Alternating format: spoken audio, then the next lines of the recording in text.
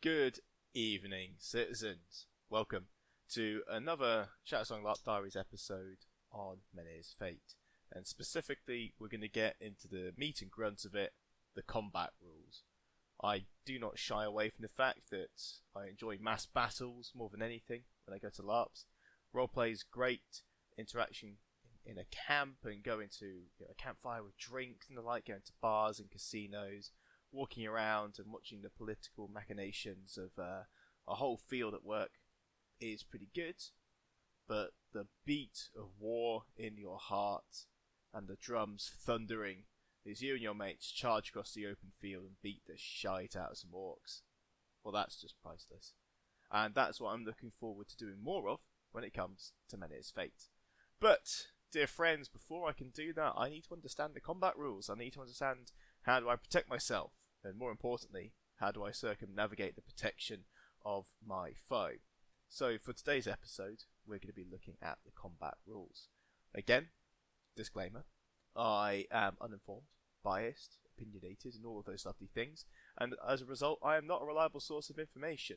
But I am going to be reading the combat rules for the first time today and giving my off-the-cuff opinions. I've had a quick flick through just to make sure I'm not totally dumbfounded whilst reading through these. But overall, I like them, and I really hope you like them too. Of course, we have to wait and see what happens on the actual field. But I think with combat rules, they translate pretty directly because they're rules. It's a combat sport. So, let's kick off. First things first, global hit points. Thank fuck. I've played a couple systems where you have locational hits. So, like, your arm has 2 hits, your upper arm has 3, and then your torso has 5, and you gotta keep track of it, and it is god awful. It's like playing an RPG, but you cannot, in a mass battle, keep track of that. That's insane. Thank you, global hit points. Yes, please. So, in Menhirs Fate, each player character starts with 3 global hits, which can be increased with armor and skills. For the purposes of global hits, it does not matter where you have been struck. You lose 1 hit every time you are struck in combat. A normal unarmored character can take 3 points of damage before entering a critical state, like bleeding out.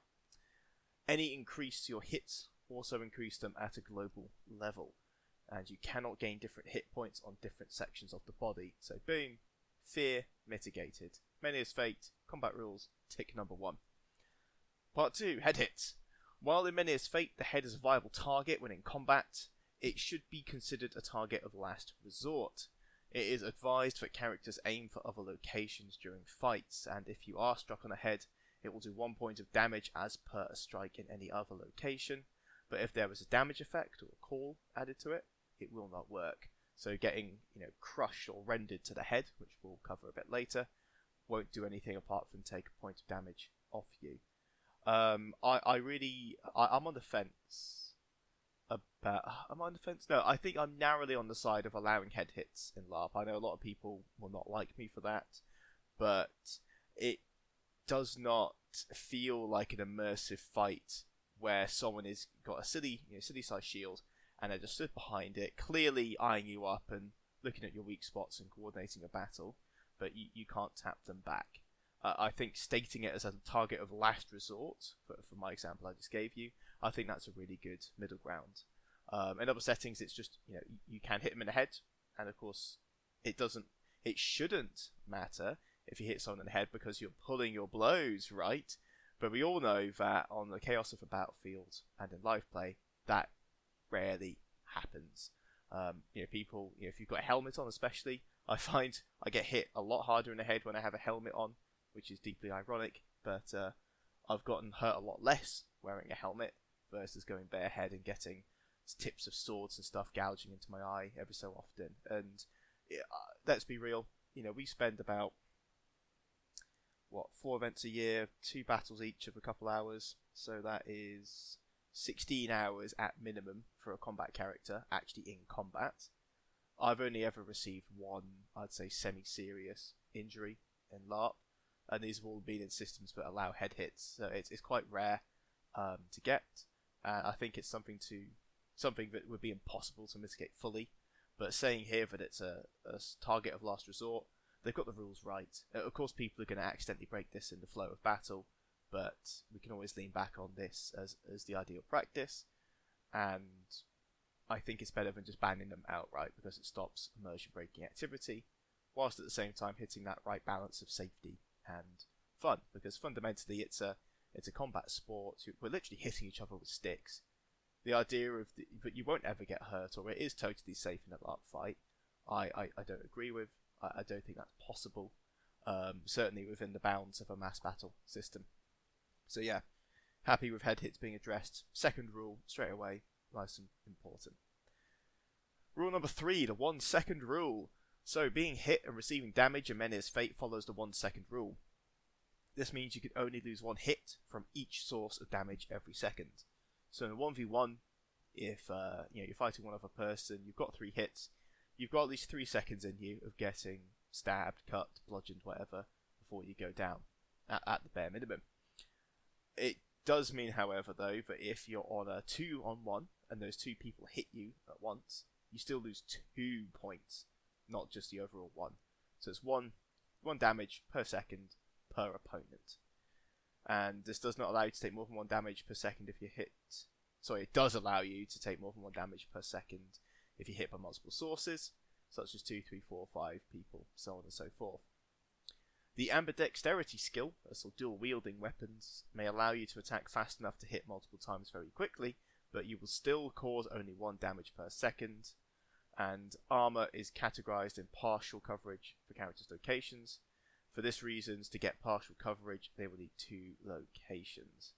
I think that rule is in the wrong... I think they've copy-pasted that in the wrong place, because it's not in the armor section that comes next. So ignore that about coverage. But yeah, ambidextrous, if you've heard of drum rolling, is to stop that. So far, so good. Armor. Armor does not count as separate hits for the purposes of healing. When the character is healed, their global hits are recovered with no distinction between hits provided from their base, armor, or other sources. The coverage system below describes locations, but coverage may be achieved by any number of actual armor pieces. So chainmail, articulated plate arms, or a set of shoulder armor and braces would all achieve the same mechanical effect. For armor to be effective and provide benefits, you must have at least partial coverage as described below. We'll get onto that in a second. And only then will it stop damage calls and increase the number of hits a character can withstand before entering that bleed out / critical state. So I really like what they've done here. We'll get into it fully in a second, but you've got light, medium, and heavy armor. I think light, medium, heavy. Yep. But within each of those 3 categories, you've got partial and full coverage. So you get different global hits depending on partial or full, and again, light, medium, heavy. But the partial means that you can wear less pieces of armor and still get a benefit, but not as much as a full suit.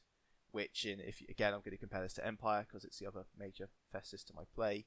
You know, you've got the coverage or you don't. This is kind of a middle ground again for those light fighters, and I think it's fucking cool because there's an accessibility angle here, right? Not everyone can afford a full suit of armor as you go in for your first time. You're a brand new LARPer. Please don't copy the Hedge Knight and drop a couple grand on plate without getting the appropriate soft or camping kit that you need to have a good time. But, if you want to get your first breastplate, or your shield, or some cool braces, or you make it at home based on YouTube videos, like on Skilltree, for example, then, yeah, this is pretty cool. You can bring your little bits and bobs and still get some protection. A reward for your effort, and I really like that.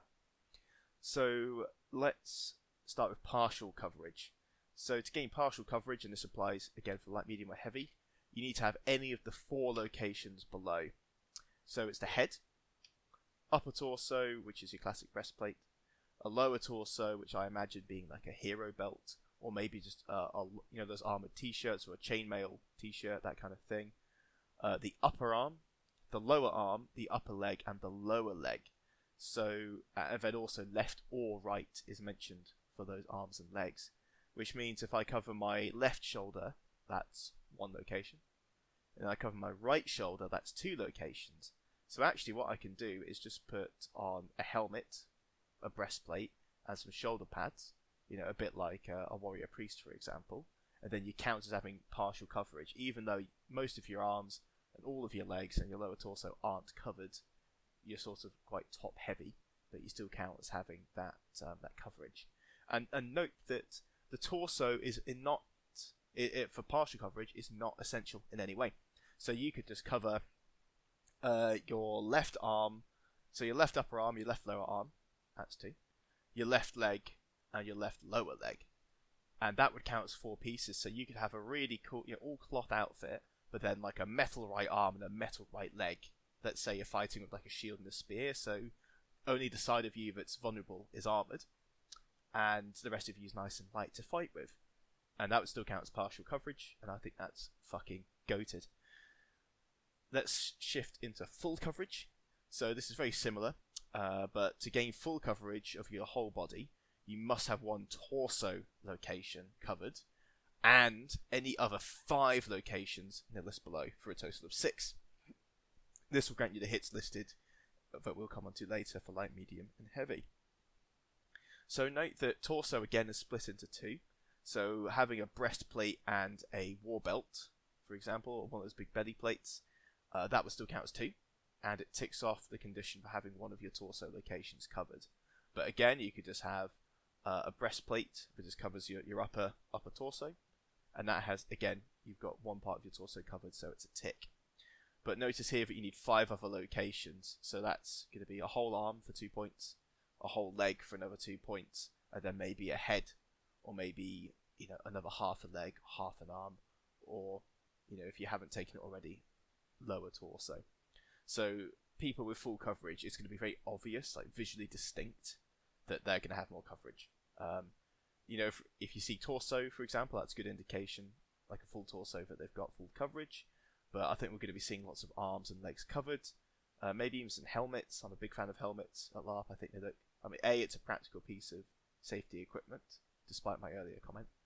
But on top of that, it looks awesome.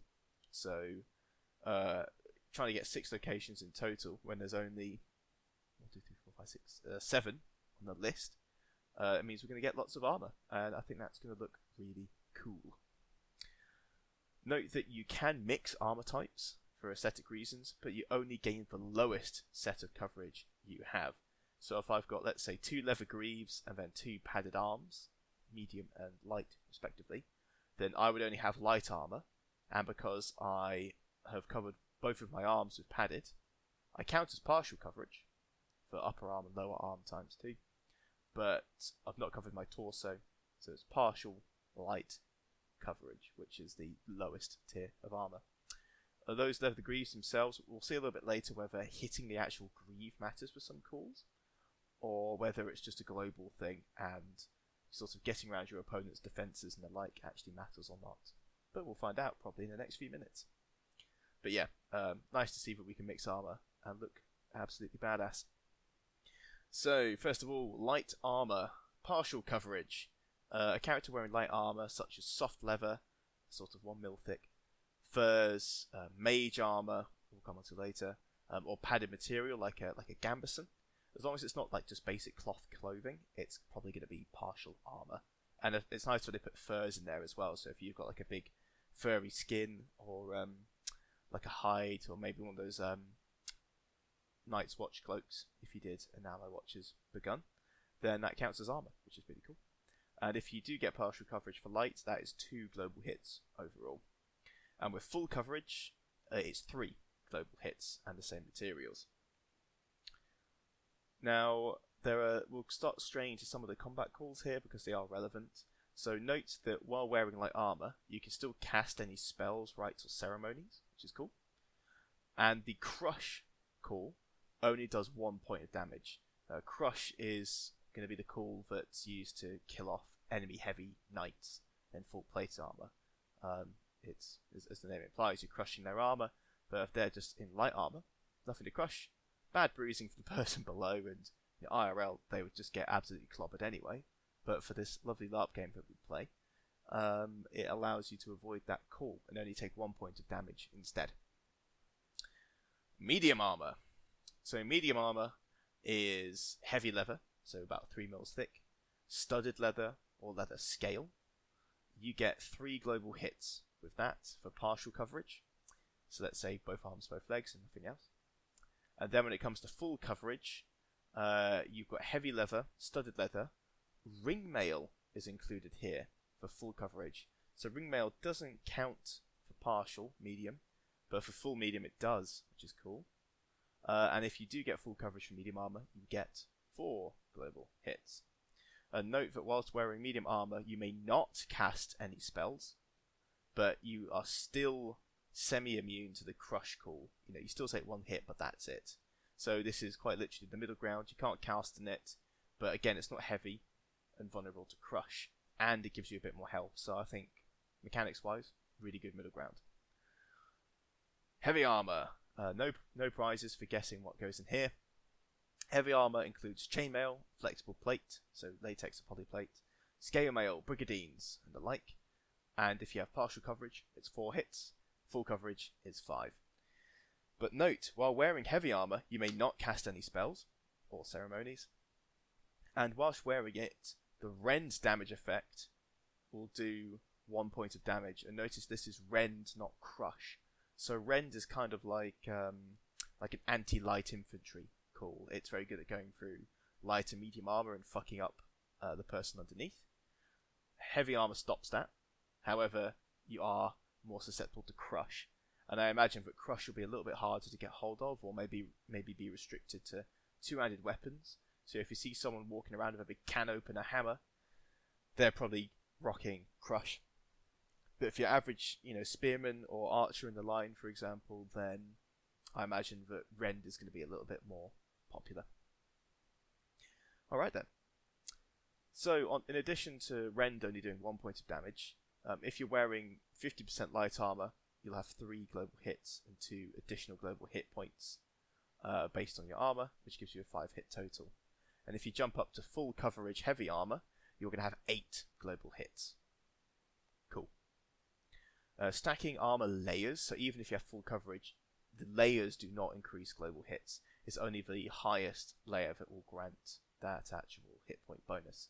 So for example, if you're wearing full coverage heavy over full coverage light, it won't give you a total of 8, it will just give you heavy, which is 5, and the light armor will not be counted. And again, I think this is really cool to clarify for someone who wears, let's say, a chainmail hauberk, but they put a decorative leather chest piece and some shoulder pads on top.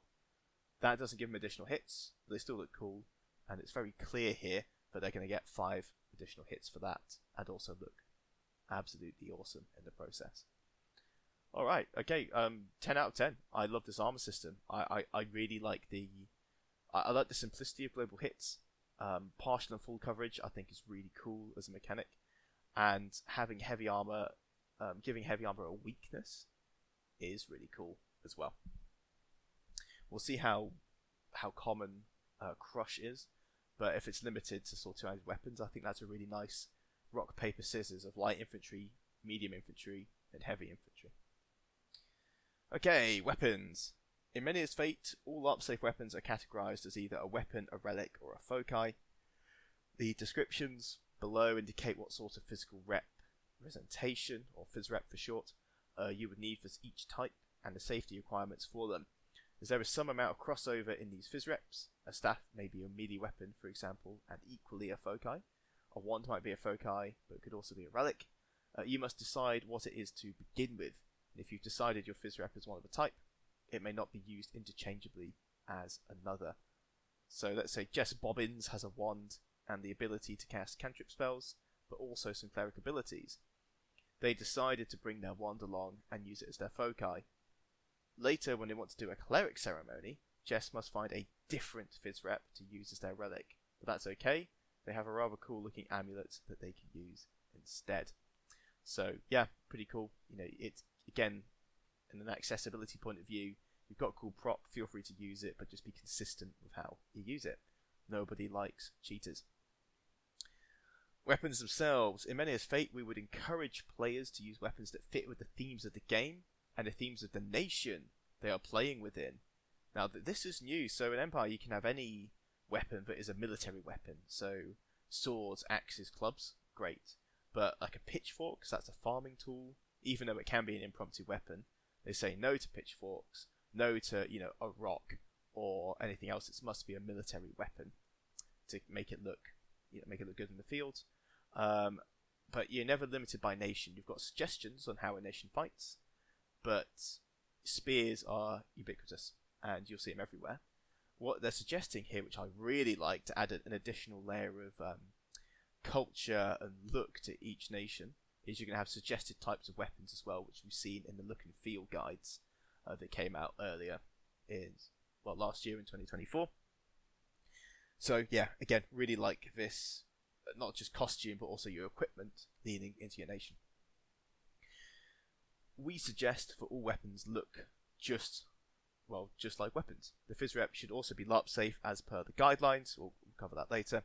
And when looking at any item we consider to be a comedy weapon, we will follow the rules of: is the item safe for all participants? And could the item parry a sword?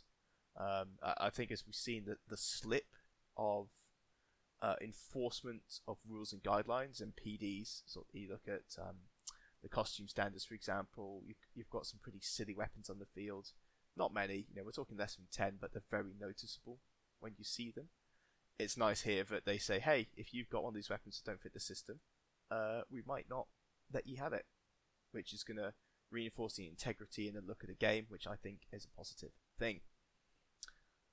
Foci may be physically represented as a staff, stave, wand, or similar. The important part is that it looks like a magical tool as opposed to a weapon. The Fizz Rep should also be LARP safe again. I don't need to tell you all what a wand looks like. It's got a big glowing crystal. Good start.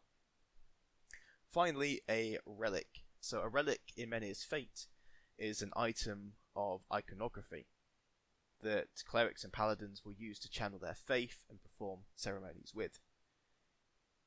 These items are never used to make physical contact with other players, and as such we do not require them to be LARP safe. So we can have a cool literal metal amulet, like a Hammer of Sigmar kind of vibe. That's dope.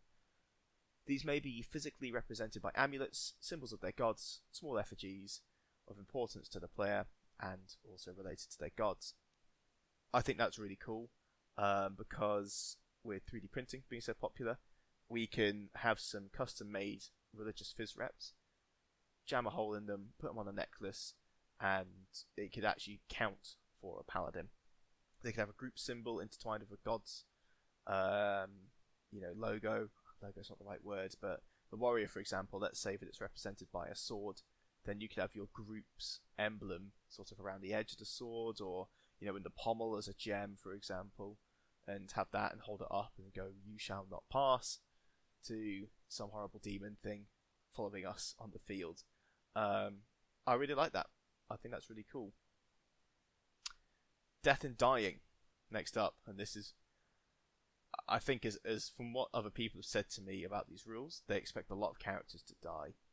We talked about the Adventurers Guild in the last episode and going on highly lethal missions. These dead and dying rules seem quite easy to fall into, so don't expect, what's the best way to describe it? Don't expect yourself to be a hero just for surviving a long time. I think heroes are... Sorry, that's totally the wrong way around. I think a lot of people survive most of their battles at Fest LARPs, right? Because it's all about being a hero, and heroes, you don't want your hero to die, and it's, like we talked about at the Battle of 1,000 Petals or whatever it's called. Even though it's an absolute massacre, it's only about 10% casualties, so your odds of survival are pretty good.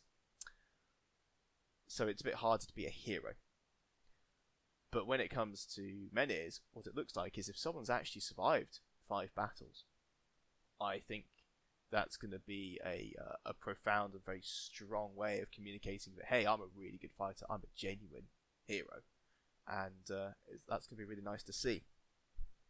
But let's talk about what happens when you're not good enough and you get crumped. So, when a character is taking damage equal to their hit points, so I've got 3 hits, I'm stabbed 3 times, down I go, and I enter what's called a critical state. If a character is in the critical state for 120 seconds, that's 2 minutes, not the usual 3, they will enter a terminal state. So whilst in critical, a person must get in a prone position, so get on the ground, and may not move unaided or use any skills, nor may they cast any spells. They remain conscious and may cry out for help or make noise. The only exception is the Regeneration Vigor ability, as it allows you to get back up from a critical state. So that sounds like a priesty thing. We'll cover that later. Probably another episode, not later. If anyone asks a character, they will be able to tell them if they have lost any hit points, and if the character is in terminal or critical state, or any ongoing effects. Okay, so the idea is, you can never be in such a position to not tell someone what state you're in. If someone comes up and like, are you terminal or critical, you can choose to tell them. There's nothing here about lying, but yeah, you have to tell them something. Cool. While in a terminal state, the character cannot be healed, and follows all the same rules for being in a critical state. They may choose to die whenever they decide to, within the day, or when a referee tells them.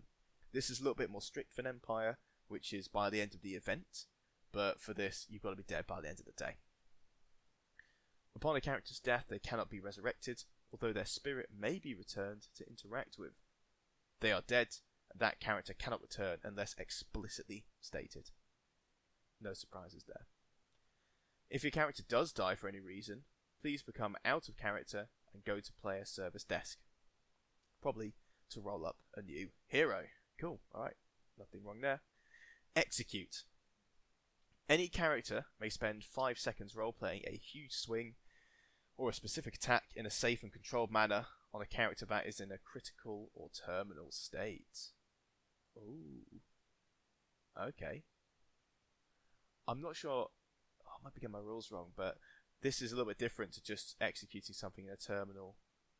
Oh, no, it's not. No, that's the same as usual. Yeah, so 5 seconds. Any character may spend 5 seconds role-playing a huge swing on any character that is in critical or terminal. So this explicitly, you're allowed to do this in PvP scenarios. I know there's a question mark again for PD. Technically, there's nothing stopping you calling execute on the player. But then there's like 7 other contextual rules that go against that. But here it's very clear. Shout execute. This will immediately kill the target. Please avoid head hits, vulnerable parts, and throat slitting as part of the roleplay, which is cool. Alright, we can execute each other. Great. I'm going to reference my point above. It's much easier to die here. Moving characters. If a character is unresisting, then they can be moved with 2 people working together. Note that if you wish to take any character inside a tent, then a referee must be present, so no dragging someone under game rules into your tent. I think we can all guess why that's not appropriate. When moving a character, do not attempt to carry them and physically take their weight. Allow them to stand up at their own volition and then continue role-playing around them. Again, no changes here. Don't yank people off the floor, that's how you dislocate arms. Apothecary and consumable potions. The character may only have one effect from a potion on them at one time. If you have a durational potion on you, then they and then you take another apothecary potion, the previous one is immediately cancelled. And this will have no effect on the durational effect of poison. Okay, so basically if I've got a potion for +1 health point, and then I drink it for +1 crush cool, for example, then I lose my +1 HP because the crush overrides it, being the latest potion. But if I'm poisoned, I can't just go, psych, I'm going to have a healing potion and cover myself. The poison will still be there. Awesome. Questioning. In Menhirs' Fate, there is no torture or interrogation, and these are not things we want players role-playing. A character may begin questioning another character, and to do so they must first make sure a referee is present.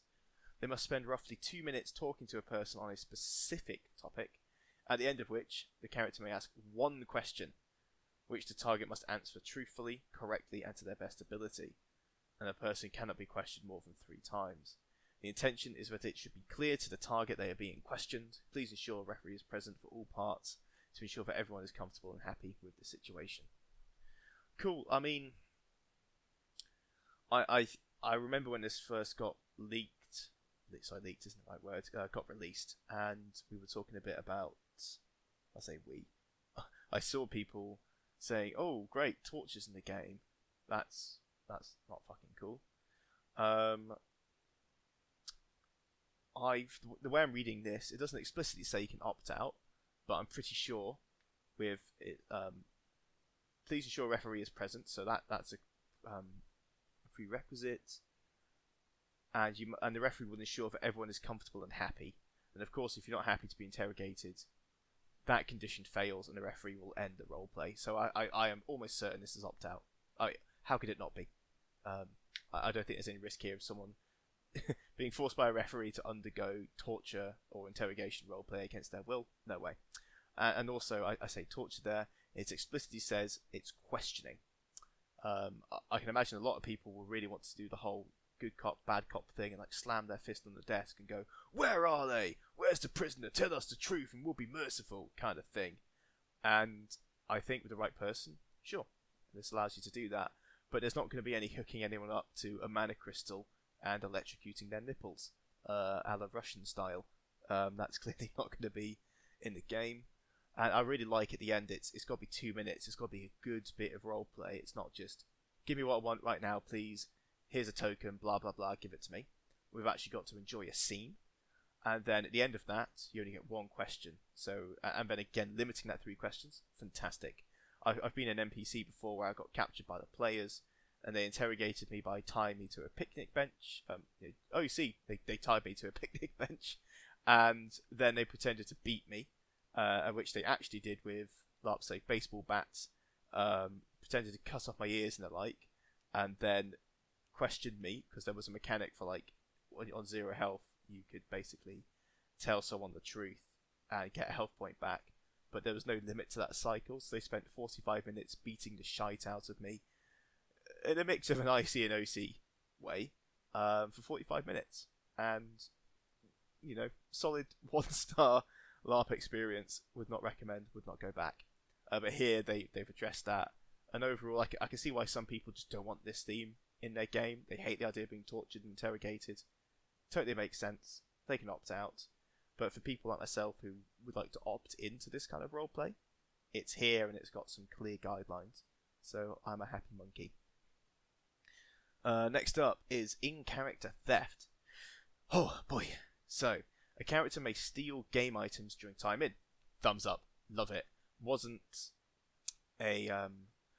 I know the thieving rules changed at Empire last year. It went from you could take anything if your skill's enough to you can only take things with a ribbon. Personally, I think that's very, very much limits things. Again, I can understand why they did it, but again, it's a layer of abstraction that kind of destroys the fantasy. And under PD rules, if let's say you leave a bag of money on the table, no one else can touch that, no matter how far away you are from it. I think there should be the middle ground could have been they have a gold ribbon symbol for if something has a gold ribbon on it, you can steal it basically. And I think the better way of doing that would be if something has a gold ribbon on it, you can't steal it. So my pouch of my inhaler in, for example, gold ribbon, don't fuck with it, it's OC. Anything else is IC, it's fair game. So here, it's done that definition quite well. You may steal game items during time in. To do so, you must inform a referee at the time of doing so or immediately after. So there's a sense of accountability here, which is cool. Because I was about to say other systems, we all know which one I'm talking about. You had 30 minutes, which had a lot of leeway for skullduggery, but immediately is unambiguous. You must then go to the Treasure Hunters Guild to register the stolen item. And items that can be stolen are enchanted items, which will have a ribbon, in-game coins, apothecary fizz reps, and in-game resources such as flicker and essence. A player may not steal other players' fizz reps unless they fit in the above category, so they may not steal things such as mundane weapons and armor. Cool. Alright then, nice and clear, I like it. The player will be offered an amount from the Treasure Hunters Guild to fence the item. If the player accepts the deal, the Treasure Hunters Guild will take the fizz rep off them and pay the amount due. If you do not accept the deal, the Treasure Hunters Guild will take the fizz rep off you anyway, but then provide the in-game effects to your fizz rep provided by the player, which I think is a fantastic way of doing it. So if you've lost something and you're like, bugger me, it's been nicked, you know exactly where to go and exactly where your item will be. There's no half an hour waiting around for that bag you just lost with your inhaler in. It's right there, and the thief is still rewarded because they can only steal something that has game worth, and then they can receive it if they play the rules right. I think that's really cool. That feels like a win-win. The player can also come back at a later time with a proper fizz rep if needed. So there you go. If I don't have a sword of, +1, I steal a sword of +1 rend. I hand it in. I don't have a sword on me. I can pop by 5 minutes later with a sword and get it on. Cool. Either way, the victim of the theft will need to go to the Treasure Hunters Guild to reclaim stolen items or item. A player may only steal items that they know to be IC. So example, Jess Bobbins finds a bag of coins. They may only take the coins. The bag must be left or given to the Treasure Hunters Guild. And I think I talked about inhalers here. You must know what's inside. You must know what you're taking. And here the example of like a coin pouch. You open up the coin pouch, and if you find an inhaler inside, you can go and put that back straight away. Fair. I think that's a fair set of rules. How many magic items and how many effects can a person have on them? So people in the world of Menhirs Fate can only have a few magical effects upon them at once. When a person hits the limit of magical effects upon them, any additional effects will not have any further impact on the character. So just like the potions, you hit a max. Anything extra, ignored. A character may have one magical effect provided by a rite. One magical effect that can originate from a weaving. One magical item or weapon created via a weaving. A character may have any number of malign or blessing effects upon them. He may carry 3 enchanted items. One apothecary creation with a duration on it. So let's say I get +1 health for 30 minutes. That duration counts. And then finally, a character may use as many apothecary creations with immediate effects as they want. So if I get potion of +1 health point, glug. Potion of +1 health point, glug. Go nuts. So that's 1, 2, 3, 4, 5, 6, 7, 8, 9. You can have 9 stacked effects on you. From a rite, a weaving, a magic item from a weaving, 3 other regular magic items, a blessing, a potion over time, so quite literally a pot, and a immediate pot as well. So I'll say immediate potion, not immediate pot, but hot damn. Okay, so there's going to be some tanky characters covered in stuff that are just going to be hard to kill. I personally think this is a little bit too much. There's definitely going to be some room for abusing this. And if someone can find like an infinite loop, I think knowing the group of very intelligent and creative people that typically come to LARPs, right? They'll find a way to break this and game it. If I was going to put a 5 on this, I would expect this to change in the first year of play. But it's not bad. And maybe rites are very expensive. Weavings are super, super rare. Blessings are probably going to be common from a priest. 3 enchanted items, can't complain. And potions, again, can't complain. So it's basically just magic, religion, magic items, and potions. But I suppose it's alright. But yeah, 3 stars, can't complain. Nothing wrong with that. That finishes the combat rules for Menhirs Fate. And at 38 minutes, a bit of a longer one. But just to quickly recap, global hits, tick. Head hits as last resort, tick. 1 second rule, tick. Armor, so having partial and full for light, medium, heavy. Love it. Loads of flexibility on where you wear that armor as well. Awesome. Big tick. Weapons, foci, and relics. All the usual stuff. However, if you have a fizz rep that lies between them, be consistent. Tick. And relics don't have to be LARP safe. They can literally be a cool relic way or a medallion. I think that's really cool. That's like a tick 0.5 for me. Death and dying, critical and terminal, nothing new, but a shorter bleed out time. You can call out when you're critical, and when you're terminal, you die within the day, not 3 days. Some people won't like that because they want to spend a couple of days saying goodbye with their character, but I like death being dangerous and forcing swift resolution, so you can get on with the game. So that gets a big tick from me. Execution on PvP, tick. I'm almost certainly going to fall victim to this and feel bad about it, but objectively, tick. I think The idea that you suddenly magically can't execute another player is a bit immersion breaking, and especially for the assassins and the murderers that we talked about in the previous episode, they're going to need this, and I think it's going to be really cool. Moving characters, usual stuff, tick. Don't break people's arms. Apothecaries and potions, they don't stack. Again, nothing exciting, but a tick. Questioning mechanic, I like the nuance. I think they should explicitly say this is opt-out, but otherwise it's a tick. Let's call it a 90% tick. In-character theft, big green tick. They've still kept thieving in the game, making it skill-based. You don't have to inform anyone apart from a referee that you're doing it, so there's no OC skullduggery, but you're only stealing things that have significant value in game. So regular swords and shields and armor, all the stuff your character actually wants to keep, it's not going to get touched. It's just your coins, your enchanted special sword, and then having a way to immediately go and drop it off, immediately get your money for it, but on top of that, immediately give that fizz rep and get it back into the victim's hands without going OC and processing it all in game.